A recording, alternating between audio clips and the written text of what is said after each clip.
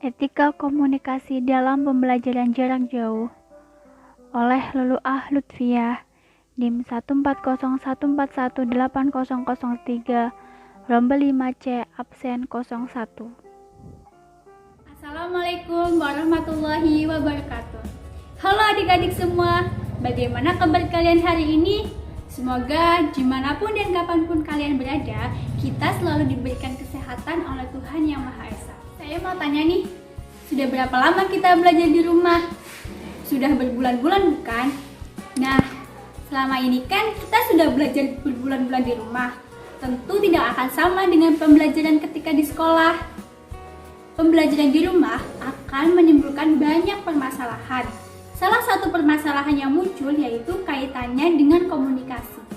Ya, komunikasi ini berkaitan dengan bagaimana cara kita menyampaikan pertanyaan, ide, usul, dan lain sebagainya, terutama kepada guru. Nah, oleh karena itu, saya akan memberikan informasi tentang bagaimana etika berkomunikasi saat pembelajaran jarak. Di video ini, kita akan membahas tentang apa itu etika komunikasi, bagaimana penggunaan bahasa dalam komunikasi, dan yang terakhir, bagaimana etika komunikasi saat pembelajaran jarak jauh. Bagaimana? Sudah siap? Kalau sudah siap, yuk simak video berikut. Nah, ini adalah beberapa pesan dari siswa yang saya temukan. Pesan seperti ini sengaja tidak saya respon. Kira-kira apa ya kesalahan dari pesan ini? Ya, benar sekali. Kesalahan dari pesan ini adalah tidak menggunakan salam yang baik dan benar. Usahakan ya, apabila ingin menghubungi seseorang, gunakan salam yang baik. Jangan kita bisa mengawali chat atau pesan dengan mengucapkan salam. Assalamualaikum atau selamat pagi, selamat siang, seperti itu. Selanjutnya ada pesan lagi. Assalamualaikum, Bu, mau nanya. Apa ya kesalahan dari pesan ini? Benar sekali, kesalahan dari pesan ini adalah tidak langsung pada inti pesan.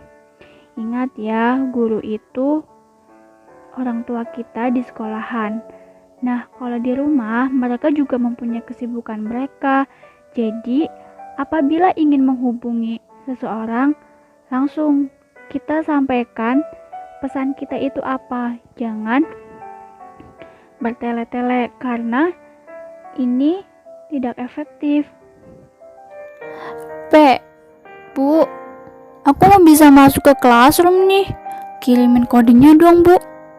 Kira-kira letak kesalahan dari pesan ini di mana ya? Benar sekali. Letak kesalahan dari pesan ini adalah pengirim tidak menggunakan bahasa baku. Ingat ya, penggunaan bahasa tidak baku itu hanya boleh dilakukan kepada teman saja. Tidak boleh dilakukan kepada guru. Maka dari itu, di video selanjutnya kita akan membahas mana saja bahasa baku dan mana saja bahasa yang tidak baku. Tapi sebelumnya, kita pahami dulu apa sih etika komunikasi itu dan kenapa sih kita itu perlu menggunakan etika dalam berkomunikasi, terutama dalam pembelajaran jarak jauh. Perlu diingat ya bahwa kita adalah makhluk sosial, yang artinya kita tidak hidup sendirian. Oleh karena itu, etika komunikasi ini diperlukan agar tidak terjadi pertengkaran. Mungkin bagi beberapa orang tidak masalah kalau mereka tidak menggunakan bahasa baku atau bahasa yang formal.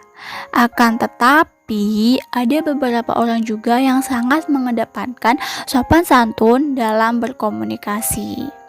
Baik, lanjut ya. Etika itu artinya karakter, watak, kesusilaan atau kebiasaan. Dan etika ini berkaitan erat dengan kebenaran atau evaluasi diri terhadap sesuatu yang telah dilakukan. Nah, bisa dibilang etika ini berbeda-beda ya setiap daerahnya.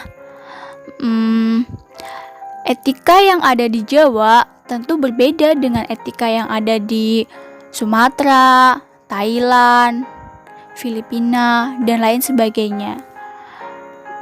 Nah, ini yang dinamakan etika. Etika ini muncul karena ditetapkan oleh sekelompok masyarakat. Pada masa pandemi COVID-19 seperti ini, sangat sulit untuk bisa berinteraksi secara langsung dengan guru, terutama saat kita menemui kesulitan akan menyampaikan pertanyaan ketika kita menemukan ide dan hendak mengusulkan gagasan. Sangat sulit untuk bisa berkomunikasi dan berkonsultasi secara langsung dengan guru. Aktivitas pembelajaran kita hanya bisa melalui media perantara seperti WhatsApp, situs sekolah, dan media sosial lainnya.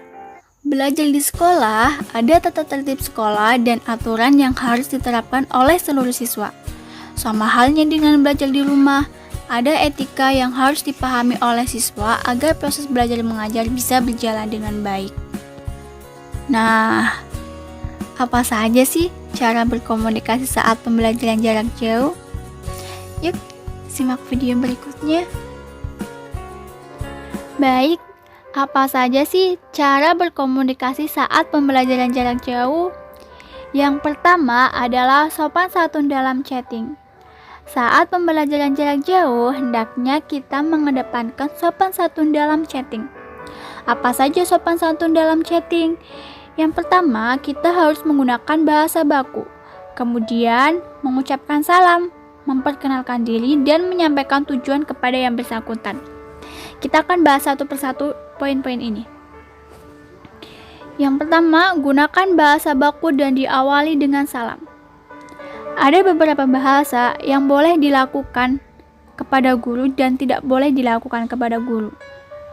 Yang pertama, kita itu tidak boleh menggunakan bahasa aku. Kata aku itu tidak baku, gunakanlah kata saya. Selanjutnya, enggak. Jangan sekali-kali gunakan kata enggak, tapi gunakanlah kata tidak. Oke Pak, Bu. Oke itu boleh kita sampaikan kepada teman. Guru itu bukan teman kita, jadi baiknya kita itu menggunakan kata baik Pak, baik Bu. Seperti itu. Selanjutnya, makasih. Makasih itu tidak baku. Gunakanlah kata terima kasih. Seperti kesalahannya sudah dibahas di awal, P itu bukan kalimat sapa atau salam yang benar. Maka kepada guru kita, gunakanlah kalimat salam dan sapa seperti ini. Assalamualaikum. Selamat pagi Pak, selamat pagi Bu. Seperti itu. Lanjut ya. Poin yang kedua yaitu menyampaikan permohonan maaf karena menyita waktu guru. Saat akan menghubungi guru, sampaikanlah permohonan maaf seperti maaf Pak, maaf Bu, mengganggu waktu Bapak dan Ibu. Saya ingin bertanya, bla bla bla bla, seperti itu. Selanjutnya yaitu menyebutkan identitas singkat. Saat ingin menghubungi guru, baiknya kita itu menyebutkan identitas kita. Nama lengkap kita siapa, dari kelas apa, dan absen berapa. Selanjutnya, menyampaikan tujuan pesan secara singkat dan jelas. Saat ingin menyampaikan pesan, hendaknya kita langsung menyampaikan tujuan kita, jangan bertele-tele. Karena hal itu akan membuat guru itu malas membalas pesan siswa, karena balik lagi, guru itu mempunyai kesibukannya sendiri. Jadi misalkan, Assalamualaikum Pak, saya atas nama ini dari kelas sekian, absen sekian ingin bertanya tentang tugas Bapak atau Ibu yang kemarin berikan, seperti itu. Selanjutnya, menyampaikan terima kasih. Setelah pesan kita tersampaikan, tujuannya sudah disampaikan, diketik, kita sampaikan, terima kasih Pak, begitu. Dan diakhiri dengan salam. Kalau misalkan pesan kita sudah selesai, sudah tersampaikan semua, jangan lupa tutup salam. Wassalamualaikum warahmatullahi wabarakatuh. Seperti itu. Cara yang kedua adalah membaca grup kelas. Grup kelas adalah tempat info penting yang harus dibaca oleh seluruh siswa. Sehingga di dalam grup kelas itu kita tidak boleh sembarangan berkomentar agar info penting tidak terlewatkan. Kalau misalkan di dalam grup kelas banyak sekali komentar-komentar yang sembarangan, dikhawatirkan info yang telah diberikan oleh guru akan terlewatkan, dan itu akan menyebabkan pengulangan informasi. Seperti ada beberapa siswa yang ketinggalan informasi, mereka akan bertanya ulang, dan itu mungkin akan sedikit mengganggu ya. Etika yang ketiga adalah pilih waktu yang tepat. Saat kita mengalami kesulitan atau kebingungan, yang pertama itu kita menghubungi ketua kelas. Setelah berkonsolidasi dengan ketua kelas, kita bisa menghubungi guru kita di waktu yang tepat. Seperti jangan tidak menghubungi guru di waktu-waktu seperti jam makan, jam tidur, seperti itu. Nah, itulah beberapa etika atau cara berkomunikasi saat pembelajaran jarak jauh. Karena sekarang kalian sudah tahu apa saja itu etika yang perlu diterapkan saat pembelajaran jarak jauh, jangan lupa diterapkan ya.